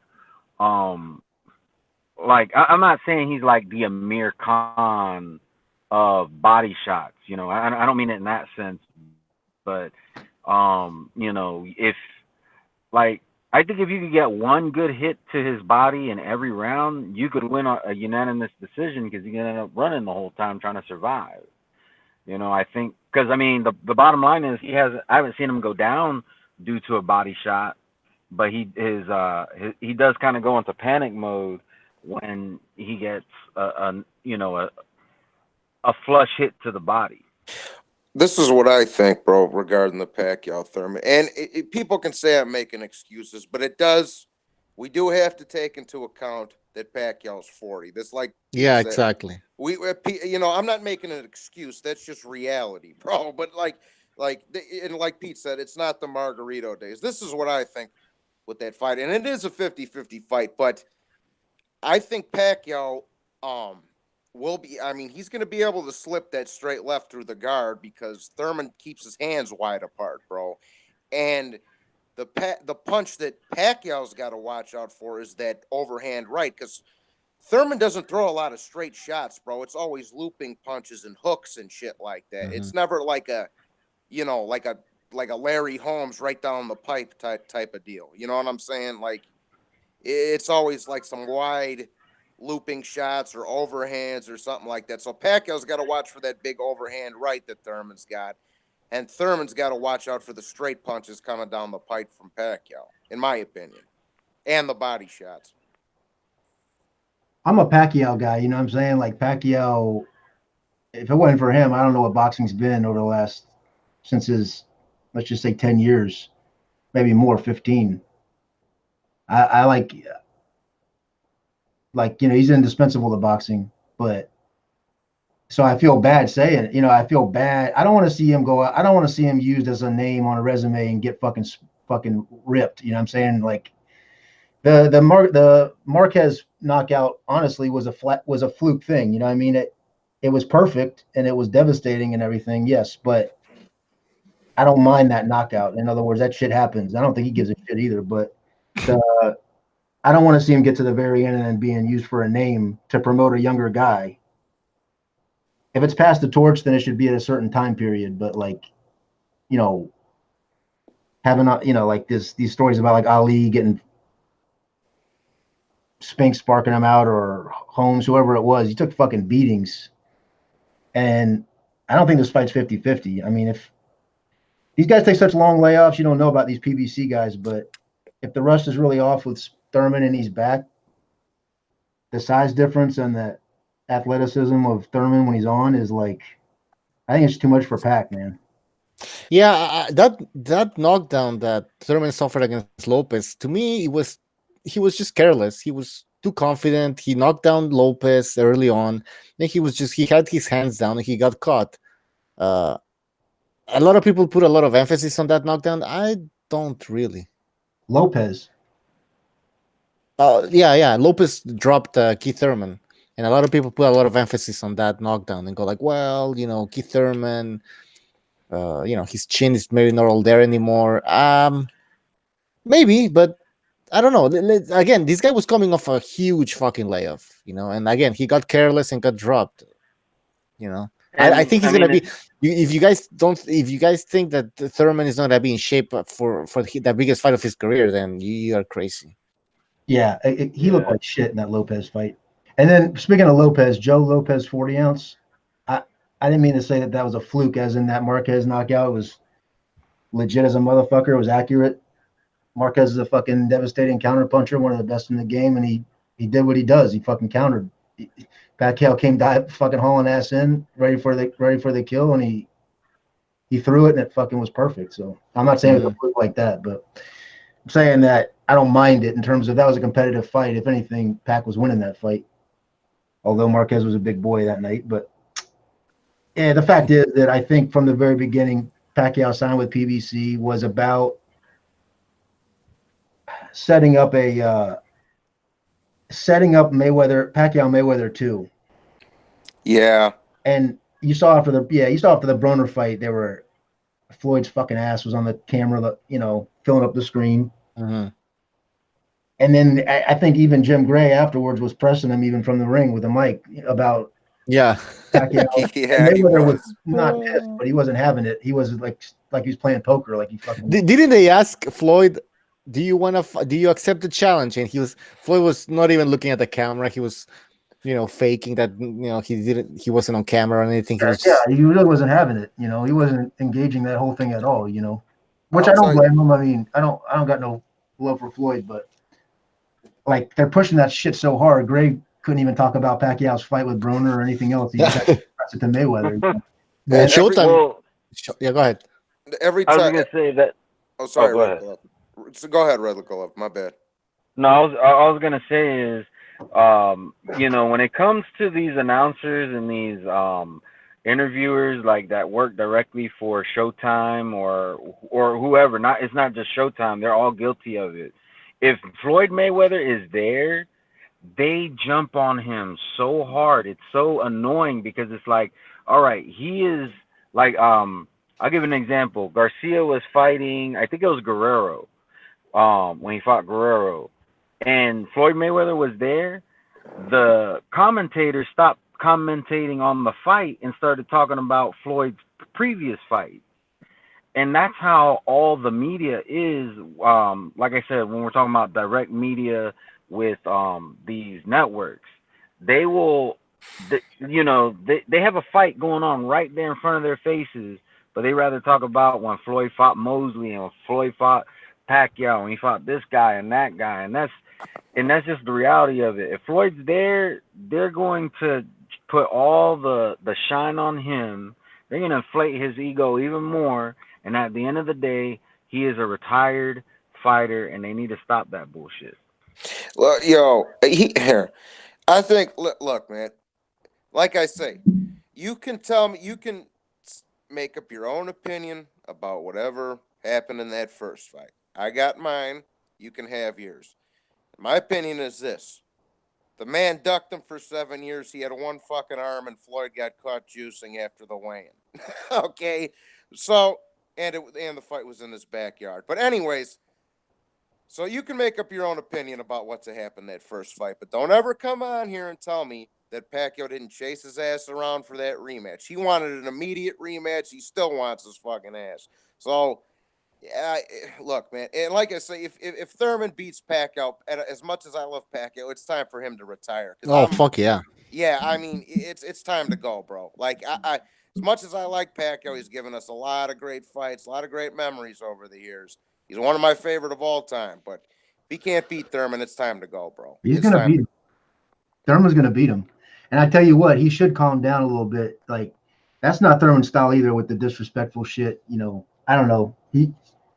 Again, I like Pacquiao, so you got to be man enough to, like Jimmy that one time was saying, like, listen, Hagler was like a god to me. So if I get into an argument over him and I'm a little like thick-headed about it, then I freely admit it. But I like Pacquiao a lot. But Thurman got to calm down just a little bit, man, with the putting him to sleep and retiring him and all this. Oh, he's trying to sell a fight. He needs to focus on himself. Saying my last fight, I was slipping, and I was playing fucking games, and I laid off for too long, and I got rusty, and I'm gonna be back, which you alluded to a little bit, but he needs to keep it on that. Hang on for a second. I think Keith Thurman's excited because it's his fight. It's a pay-per-view, his first pay-per-view fight. I think he believes that it's a relatively easy fight compared to the other fights that are out there, which is like Crawford and Spence. So he thinks that fighting Pacquiao is going to be easier, and obviously it's going to be a big reward at the end of the day. So, how much is Thurman getting paid? I don't know, but I'm sure it's a lot. I'm having the fucking executive game over at the house for poker the night of the fight. I can't wait. Well, good for you, Johnny boy. We have McGregor. Oh, sorry, but I'm just gonna introduce McGregor Boxing. McGregor, are you there? Yeah, what's good? What's happening? What's up? Welcome to the show. I'm McG. Sup. Appreciate it. What's up, McGregor? Not much. How's it going, Johnny? You keeping well, fam? Yeah, I'm good, buddy. How are you? Hey, I'm amazing, man. I can't wait to see Pacquiao knock out Thurman. Are you joking? With the body no, I'm actually deadly serious. But all if right, you want, go ahead. There's a good reason. Keith Thurman's domesticated. Okay. You watch him fight against Josecito Lopez. That wasn't a great performance. No, he wasn't. Pacquiao's last two opponents are both better than Josecito Lopez, and he made them look like nothing. You got good points there, McGregor. That's a good point. McGregor, hey, I'm sorry because I was talking to somebody in here, but could you back up? What did you just say about you're saying the selection of Pacquiao and Thurman, the matchup was because of Thurman's? Go ahead. I think Thurman's domesticated and he's looking to cash out, and he knows he doesn't have the same level of skill that he had before. I think he's shot. Completely shot. And the reason why I say that is Thurman. He overused his feet by a fuck ton in his last fight. He was moving way too much in his last fight. And I'm a Thurman stan, by the way. This is hard for me to say. I'm not a Pacquiao fan, even though his career is incredible. Hey McGregor, could you attribute this performance of Keith Thurman because of based on his layoff? No. Okay. I don't care if you're out for 2 years. You shouldn't be getting beat the fuck up by Josecito Lopez. And the reality is, Pacquiao is better. Even in his age, he is still better than most of the welterweights right now. Like I'd pick him over Garcia. I'd pick him over Porter. You know, it like really the only question marks are with with Spence because of how big he is and powerful he is, and Crawford because he's in his prime and he's very gifted as a boxer. You know, he has a high boxing IQ. Yeah, but I'm saying, what was Thurman's fight before Lopez? Fuck, it was all the way back. Garcia. His fight before that was fighting doing the Golden trial down in Asia, wasn't it? What? He was beating people up playing pan flutes on the street, man. He was doing the Golden he was trial. in the Himalayas. He was a Sherpa. No, but who was it? I don't know. I think it was Garcia. It was Garcia or Porter, one of the two. No, the Garcia. It was Garcia. I'm a fan of that Thurman. You know what I'm saying? I'm a fan of that Thurman. I don't know, this fucking Thurman here from Lopez fight was fucked up, you know. But the thing about Pacquiao is, man, I think everybody here is pretty, you know, honest about what Broner is and what Broner isn't. But I mean, fuck, Pacquiao landed flush on his mouth open. His jaw was fucking open. That one shot that he took, the overhand, the 1-2 he landed on Broner when Broner was like looking up at the clock after that. You know what I mean? When I'm talking about when his mouth was open from being tired, and fucking Pacquiao fucking landed all he had on him. Between that and I'm gonna use the term going for it. You know what I mean? Like, I think at that age you gotta conserve. You can't just go for the fucking knockout like a wild man every time you get a guy hurt. Yeah, you gas out quicker. So he jumped in on him, I think 2 times in the fight. This is my recollection. The 9th and the 11th, maybe he went for it, like, so to speak. Pacquiao did. And I don't know, man. I like Pacquiao. It's just that he got some fucking age on him. The thing is, can Broner improve from that Broner fight? Like when that Pacquiao that fought Broner, is that the best Pacquiao that we can get at this age? Yeah, and I think still better than the fucking Thurman who fought Josecito. Yeah, hold on. And then the Keith Thurman that fought Josecito Lopez, is that the best Keith Thurman that we can get? No, come on. So that's the thing, you know. If McGregor is right and he shot, then I would say yes. I think that remains to be seen. We have to see how he looks like in this fight, you know, to see if he shot, it's going to show consistently. I think he was mentally shot with Heyman. I'll be honest with you. I think he was mentally shot. I'm serious, man. Hey, listen, if you sign a deal and you get fronted a bunch of money, he's a fucking cerebral guy, Thurman. No? I mean, you hear him talk boxing, not just shit talking, but I'm talking about when he's really talking boxing. Out of all of them, I could listen to that guy on a microphone analyze a fight. He's a fucking smart guy, and he knows boxing. So imagine the realization, out of all of them, he'd be the first to fucking look at it and realize that contract, what he signed, what he accepted, and what his obligations are. And at that point, he might have got just fucking fed up with it. I'm injured. Fuck it, I'm injured. Just tell him I'm injured. He gets on the microphone in front of the Showtime with Spence at the table, and he goes, you know, he gets briefed on what the conversation is. He knows why Spence is there, and he goes, "What do you think, Keith?" And he's like, you know, if my arm feels all right, I'll do it. It's a whole thing, you know, the bullshit car accident, the weight gain. He fucking put a lot of weight on, man. You know what? This, like I say, I don't think anybody's gonna get blown out of the water in this fight. I don't think anybody's just gonna get smoked. Okay, I think all boxing. You're right. I'm Sonny. I'm not Michael. That's right, bro. But anyways, I fucking I don't think anybody's gonna get blown out, bro. Nobody's gonna get blown out, man. Yeah, but McGregor's question and BDA's question was basically the last fights, their respective last fights, right?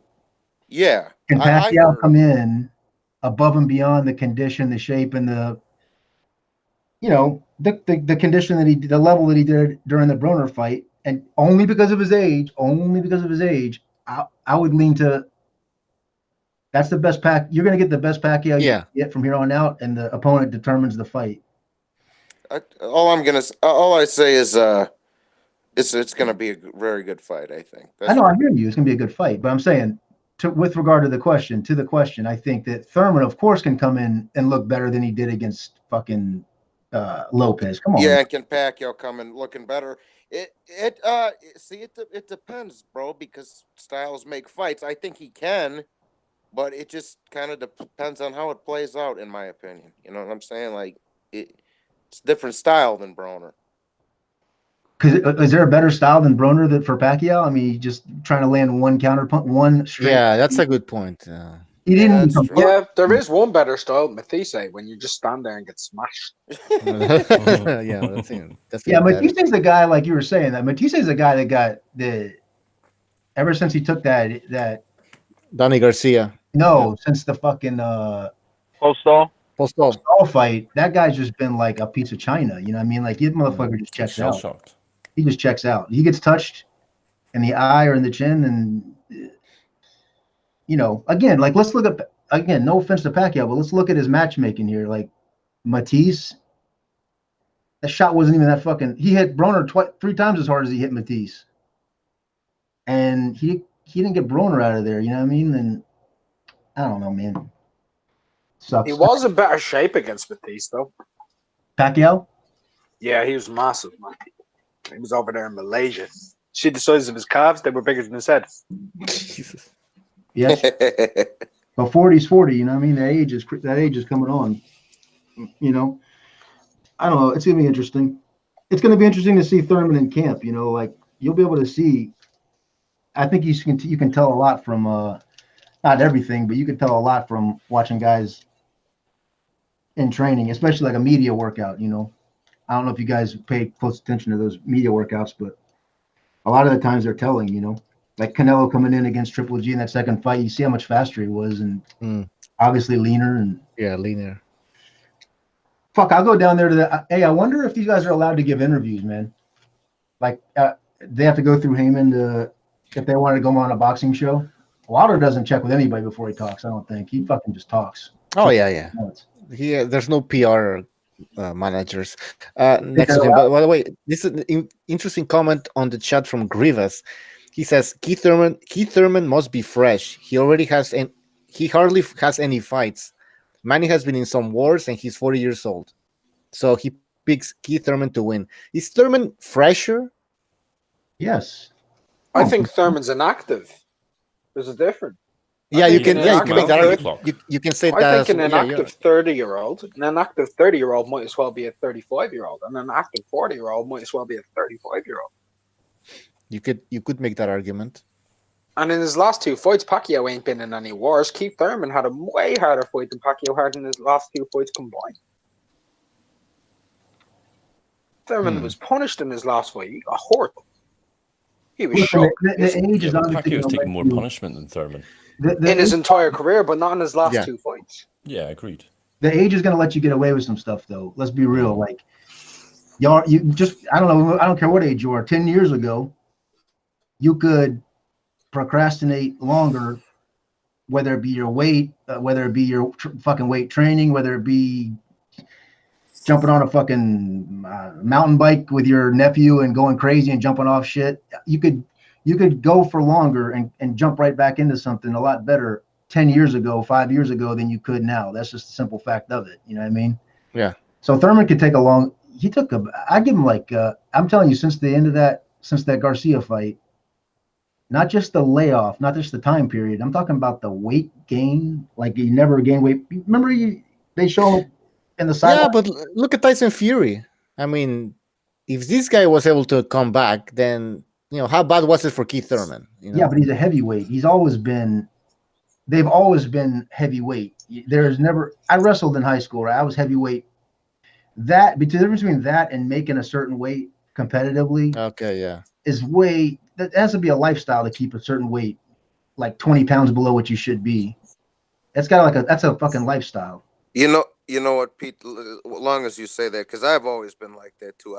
I'll blow up and then I'll get skinny. My whole life, I blow up, then I get skinny. I blow up, and I get skinny. That shit takes a toll on your body, man. When you lose, you lose weight. You like Jake LaMotta on Raging Bull. He blow up 40 pounds between fights and then have to cut it off and then go back up and go. That takes a big toll on you. Well, what I'm saying is, like, after a certain age, man, like it gets to a certain age where it doesn't jog off. It takes more to get it off. You can blow it up, and then it doesn't. You don't just fucking adjust your diet and jog a little bit, and it comes down. It doesn't work like that. The older you get, the harder it is to jump back in and bounce back. So, like, what I'm saying to you is, I think Thurman obviously has his age and he's been in some wars, yes, but to me, he's taken some good shots in that Garcia fight. I thought Garcia landed on him a few times, very good. And I think his chin is still there. I think you can't go all this time. You can't go a long layoff and get disenchanted with the sport or check out mentally like I think he did.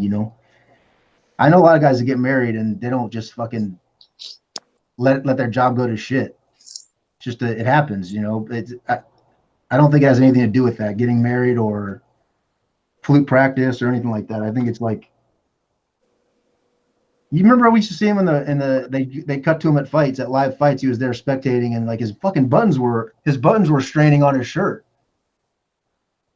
You know what I'm saying? Like his face was purging, like he was sweaty as fuck. You know what I mean?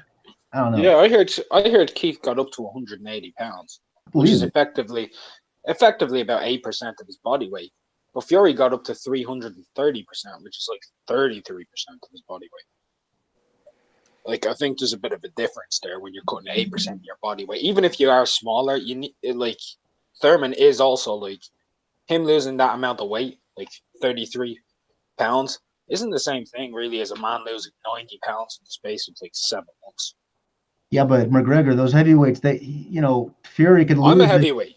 I'm a heavyweight myself. I understand it, but I also understand losing 90 pounds or 33% of your entire body weight is way more strenuous. Yeah, no, it's strenuous on you. I don't quite even understand the whole strain on your body thing. I understand you shouldn't gain it in the first place, but once you gain it, fucking, you got to lose it. I mean, there's no excuse not to. But I'm saying a heavyweight's got the luxury of, for his own good. Fury lost weight because he should lose weight. Better athlete. It made him better mobility. It made him, for a number of reasons. He should have lost that weight. It was bad weight to begin with. But he wasn't trying to hit a goal.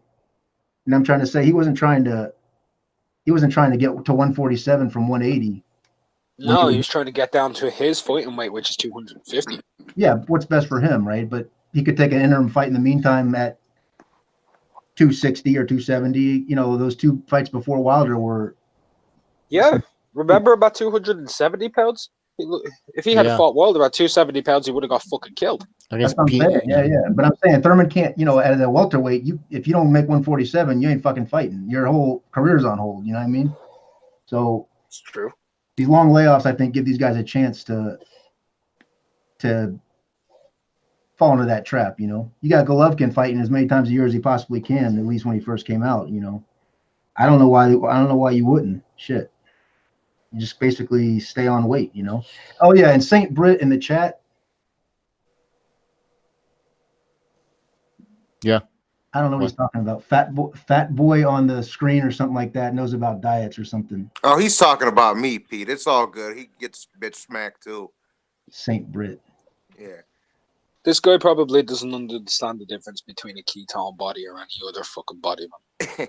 Bro, I know what I'm talking about. And second of all, fat, skinny, or somewhere in between, homeboy. I've forgotten more pussy than you're ever gonna get. So think about that. I mean, I don't get these people who just jump in the comment section just want to get disrespectful. Like,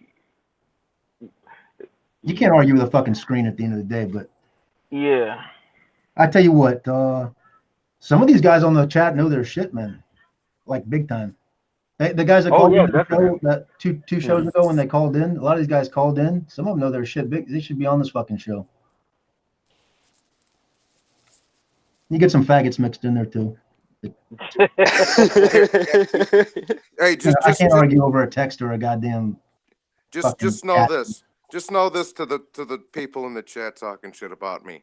I can outfight, outfuck, and outparty each of you easily. I'll fight you, Johnny.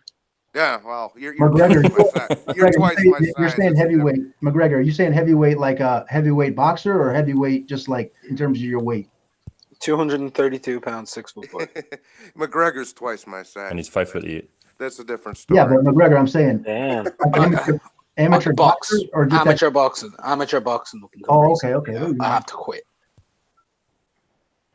You know your shit though.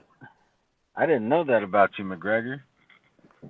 Yeah, you just keep getting more and more respect from me. No, I've been hearing McGregor. I could recognize his accent. I've been hearing him for a long time. You know, let me ask you then, right? Because I was going to ask Jimmy this question. This is something I wanted to know.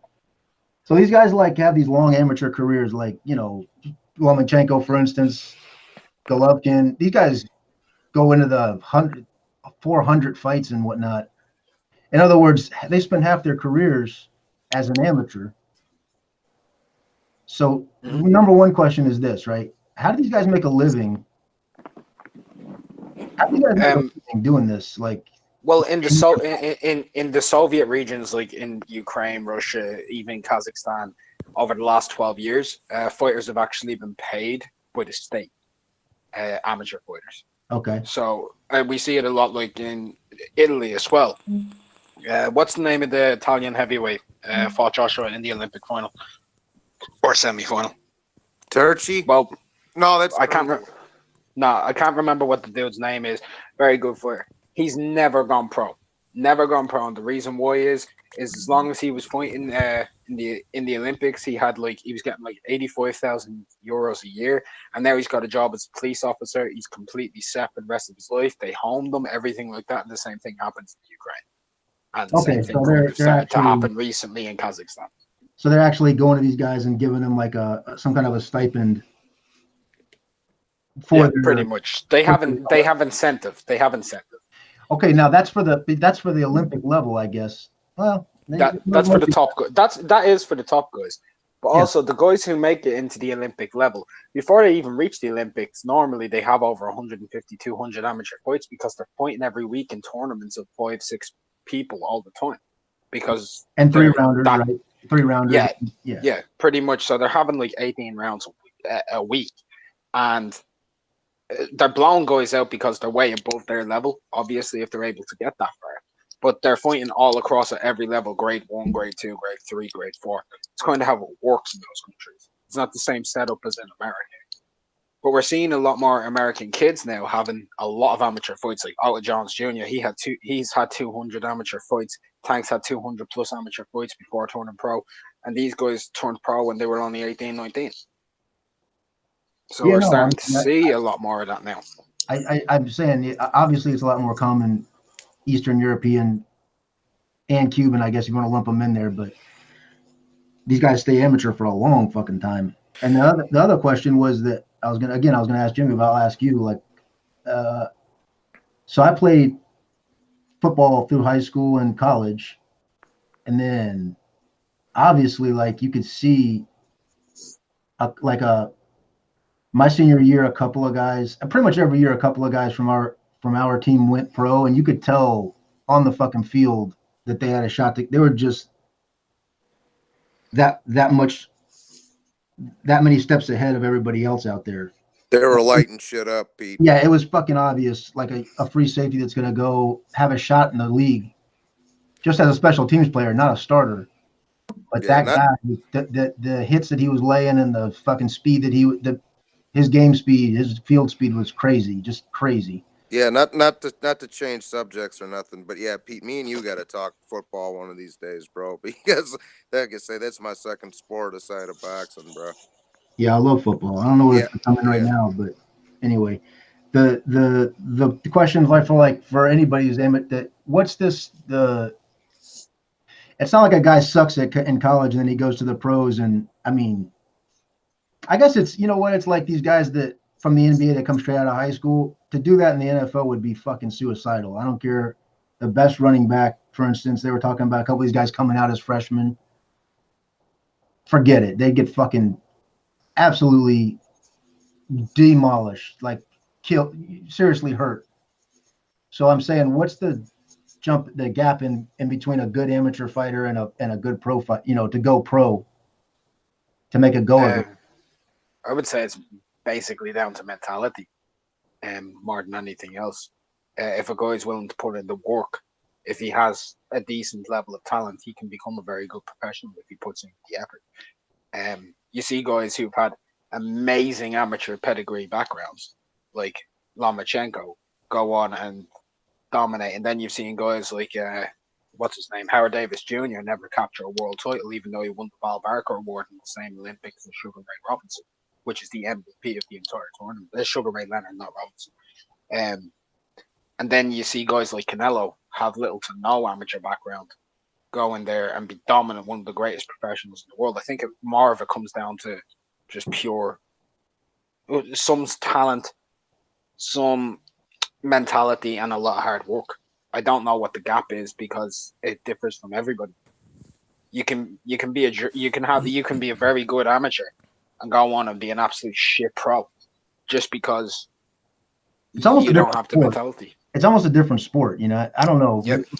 With the headgear and the 3 rounds and the wraps, you know what I mean, the hand wraps and like at least football, it's pretty much from the time you go to high school all the way through the pros, give or take. It's pretty much the same fucking sport. The rules are mapped out, the equipment's mapped out. You know, they all get all the way down to high school now. They get this crazy good equipment. But I don't know.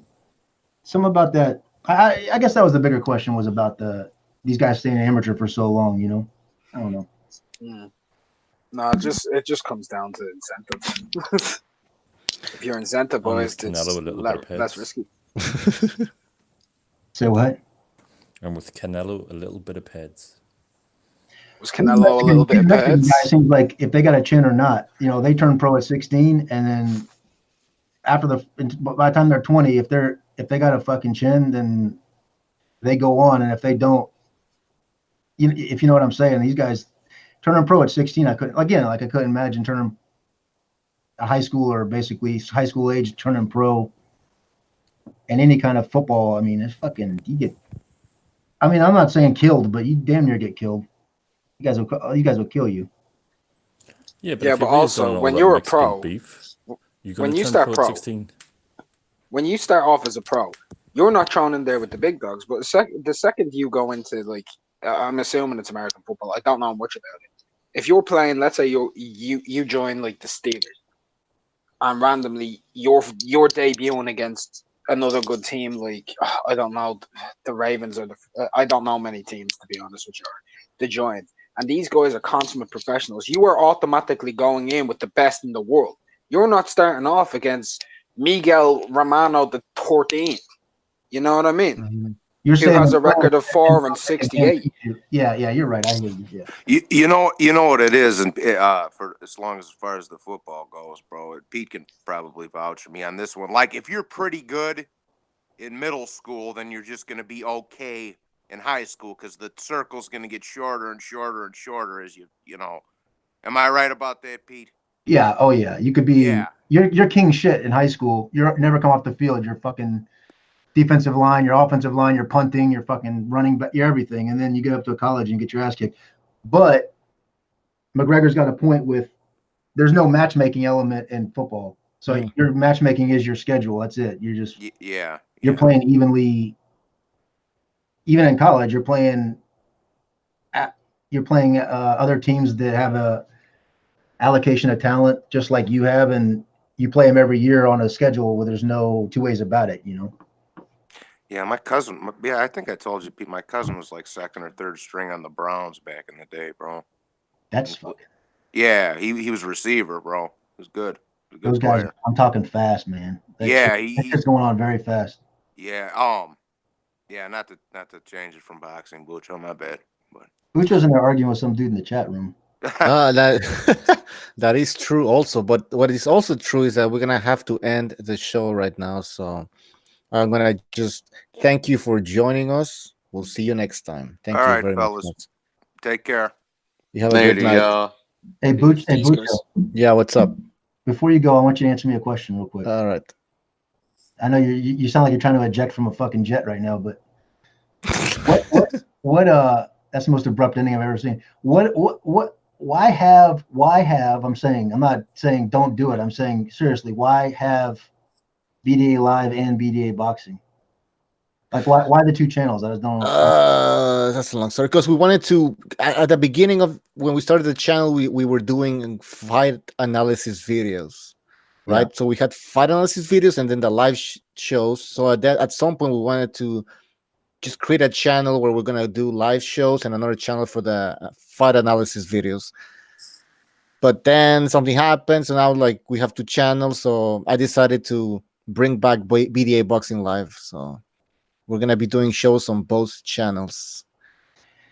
And at some point when you chose to just stick with one channel or the other, you chose to have the live shows on the channel other than BDA Live. Yeah, because he had more subscribers. So I was like, what the fuck? We'll just go to the one that has the most subscribers, and we left this channel alone.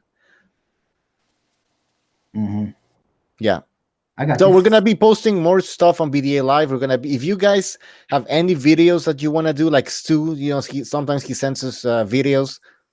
Send me the videos and I'll post them on BDA Live.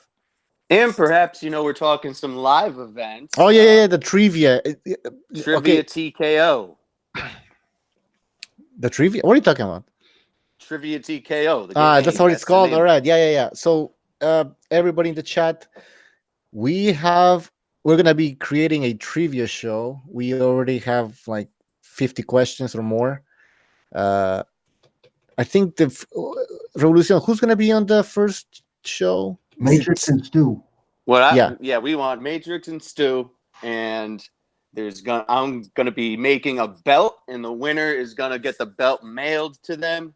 And then in the next one, they gotta mail the belt. If they lose, they gotta mail the belt to the guy that won. So we're gonna have that going on, and that could go all around the world with Gonzalo in the Philippines, official scorecard in France. We're gonna be shipping this thing around. It's gonna be a world title potentially, a real world title, a real world title, and also perhaps actually not perhaps definitely gonna be a prize. I'm thinking, probably just some cool shit I find for you on eBay, like a old fight poster or hat or some shit. And I can we'll find personalize it some a little stuff. bit. We just gotta talk logistics. Things. Revolution. We gotta just talk about the logistics of how this is gonna work, like how the questions are gonna be presented. If there's a time limit, how do we prevent the contestants from looking for the answers on the internet? You know what I mean? And also people in the chat, they're going to be giving out the answers. So I don't know. We got to figure this out. Me and you are going to have a chat. Me and you will chat over the week. What if they're on screen right now, like I am, like, like showing their hands the whole time, like they can't. Yeah, but you they could screen share, and you could do it also like you could do it pre-recorded as opposed to live. That's a good point. Or just straight up like give them a time limit. Straight up, time limit. There's got to be just a level of honor, I mean, there's got to be an also, because we want to, fucking play around and have fun, play games. We're not here to cheat each other over fucking boxing trivia. Come on. No. I'm the fucking best. Nah. Hey, listen, I'm gonna get Thurman on this fucking show. I'm serious too. Hey, I'm being for real though. You want Keith Thurman to be on the show? No, I am going to get him to be on the show. Oh, you are all right. Well, no, you. Okay, yeah, I was like, sure. But if he's allowed to do it, then I'm gonna get him on the show. I think he's at the park playing the flute. No, I see him at band practice every week. Oh, no, okay. that Red Gloves was talking about, that Collazo fight. Our seats were. You remember how? Remember how, like, in PBC when it first came out, like, these guys weren't coming out with their trainers and, like, the Burger King guy behind them and the entourage. It was just them coming out. They walked out alone. Remember that? They just, when they were wearing the tuxedos and shit, and then they would come out for the fight, they would just walk out the tunnel alone. So our seats backed up to the area where they walked out at. So the managers have to get out there like 20 minutes early, like Birmingham. And all these guys have to get out there 20 minutes early. So we're talking to him for like 20 minutes. And he was like, yeah, come by the gym. My little nephew was with us. He's like, bring him by the gym, man. Bring him, come on by anytime you guys want. So when I get over there, I'm going to, it's a small town. If he's allowed to be on the show, I'm going to come on the show. All right. Having said that, we got to end the show. Thank you for joining us, guys.